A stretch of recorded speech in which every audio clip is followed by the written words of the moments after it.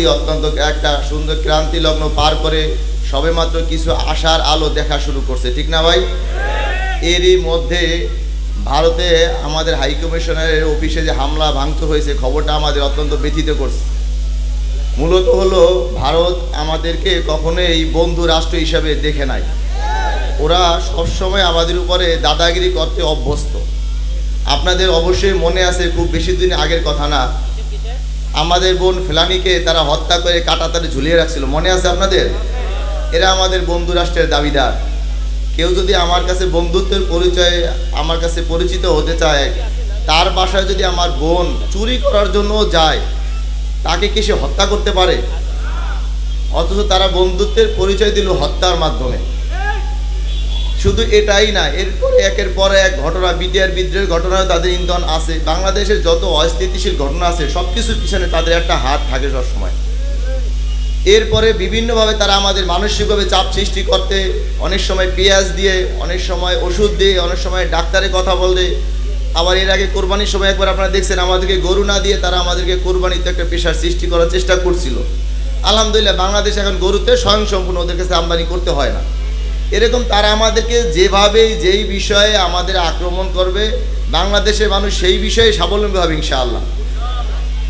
বর্তমানে তারা আমাদের উপরে যে আগ্রাসী মনোভাবটা প্রকাশ করতেছে, আমার কাছে কেমন যেন মনে হয় 5ই আগস্টের পরে তারা তাদের হাল সম্পূর্ণ ছেড়ে দেওয়ার মতো একটা পরিস্থিতি এবং সর্বশেষ আক্রমণের একটা প্রস্তুতি চলতেছে। তারা দেখলো বাংলাদেশের মানুষ, ছাত্র জনতা পুলিশের সামনে বুক পেতে দেয়, তো অবস্থাটা তো ভালোই তাদের কাছে। তারা আমাদের আক্রমণ করবে, আমরা মনে হয় বুক পেতে দিয়ে তাদের গুলি হজম করবো, কি মনে হয় আপনাদের? আমরা ছাত্র জনতার গণবিপ্লবে পুলিশের গুলি হজম করছি, কিন্তু ভারতীয় আগ্রাসনের একটা কিঞ্চিত আমরা হজম করব না। তারা নাকি আমাদেরকে 40 টাকার আটা 400 টাকায় খাওয়ানোর হুমকি দেয়। আমরা তো ছোট্ট একটা হুমকিও দিতে পারি যে আমাদের ইলিশ মাসে ঘেরান নিতে গেলেও আপনাদের 4000 টাকা দিতে হবে। তো আমরা আগ্রাসী মনোভাব দেখাতে চাই না। আপনারা বন্ধুত্বের কথা বলেন, আমরা বন্ধুত্বের প্রমাণ এই পর্যন্ত আপনাদের কাছ থেকে পেলাম না। মনে আছে আমাদের বাবরি মসজিদের কথা, আপনারা মুসলমানদের মসজিদ ভেঙে সেখানে রাম মন্দির প্রতিষ্ঠা করেন। বাংলাদেশের মুসলমান এই ক্রান্তিকালে হিন্দুদের মন্দির পাহারা দিয়ে তারা ভ্রাতৃত্বের পরিচয় দিয়েছে। তবে বাংলাদেশের মুসলমান ভদ্র, এরা সাম্প্রদায়িক সম্প্রীতি জানে। বাংলাদেশকে সাম্প্রদায়িক সম্প্রীতির সবক দেওয়া আপনাদের মানায় না। সারা পৃথিবীতে ভারতের একটা অবস্থান সৃষ্টি বিভিন্ন দেশে যেটা করছে, বাংলাদেশ সেটা পারে নাই। এজন্য তারা বর্তমান যে ফ্যাসিস্ট সরকার চলে গেছে, তাদের পালা ঘুরঘু বের হয়ে গেছে।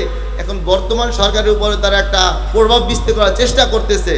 ইনশাআল্লাহ পীর সাহেব চরমনায় জীবিত থাকতে এটা কখনোই পারবে না।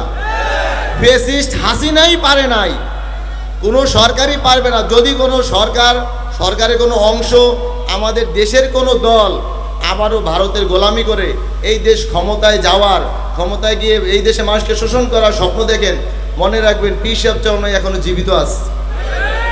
আপনারা কোনোভাবে একটা নামে মাত্র নির্বাচন দিয়ে একটা দলকে ক্ষমতায় বসাবেন, সেই দিন বহু আগে শেষ হয়ে গেছে। এখন আপনাকে ক্ষমতায় যেতে হলে এই দেশের মানুষ, অধিকার বঞ্চিত মানুষ, শোষিত বঞ্চিত মানুষের অধিকার নিয়ে আমাদের কাজ করতে হবে। যেহেতু আপনারা এটা ফেল করছেন, আপনাদের ভিতরে আতঙ্ক, যতই সময় যাচ্ছে মনে হয় আমাদের জনসমর্থন কমে যাচ্ছে। আপনারা জনকল্যাণে কাজ করেন, আপনাদের জনসমর্থন বাড়বে। কিন্তু 5ই আগস্টের পরে আমরা একটা রাজনৈতিক দলের অবস্থান যা স্পষ্ট হয়ে গেছে যে মনে হয় এক ফ্যাসিস্ট বিদায় হয়েছে, আর এক ফ্যাসিস্ট আসতেছে, ঠিক না? সেই সুযোগ বাংলাদেশে তৃতীয়বার দেওয়া হবে না ইনশাআল্লাহ। পীর সাহেব চরমনার নেতাকর্মীরা জীবিত থাকতে আর কোনো রাতের নির্বাচন এই বাংলাদেশে হবে না ইনশাআল্লাহ। দিনের নির্বাচন দিনেই হবে, সুষ্ঠু ভোট হবে। সুষ্ঠু ভোটের জন্য যে পরিবেশ সৃষ্টি করা দরকার, এই পরিবেশ কায়েম করার পরে দেশে নির্বাচন হবে ইনশাআল্লাহ। এবং সেই নির্বাচনে ইসলামী আন্দোলন সহ বাংলাদেশ আপামর জনসাধারণ যাতে ভোট দিতে পারে, সেই পরিবেশ ঠিক রাখার জন্য আপনাদের প্রতি উদাত্ত আহ্বান থাকবে। আমরা নিজেরাও কাফনের কাপড় বেঁধে ইনশাআল্লাহ আমরা ভোটের ময়দানে অবতীর্ণ হব। বাংলাদেশে হারানো গৌরব আমরা ফিরে নিয়ে আসব, যাতে মানুষ ভোটের অধিকার, ভাতের অধিকার, এই দেশের শোষিত বঞ্চিত মানুষের অধিকার, এই পীর সাহেব চরমনায় ইসলামী আন্দোলন বাংলাদেশের মাধ্যমে হাত পাকার বিজয়ের মাধ্যমে বাংলাদেশের প্রতিষ্ঠা হবে ইনশাআল্লাহ। আমরা সবাই আগামী দিনে পীর সাহেব হুজুরের যে কোনো কর্মসূচিতে একসাথে থাকবো তো ইনশাআল্লাহ। একটু কে কে রাজি আছি দেখেন, হাত দেখান। নারায়ে তাকবীর।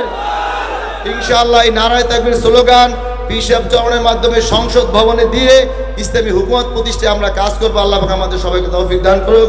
ওয়া মা তাওফিক ইল্লা বিল্লাহ।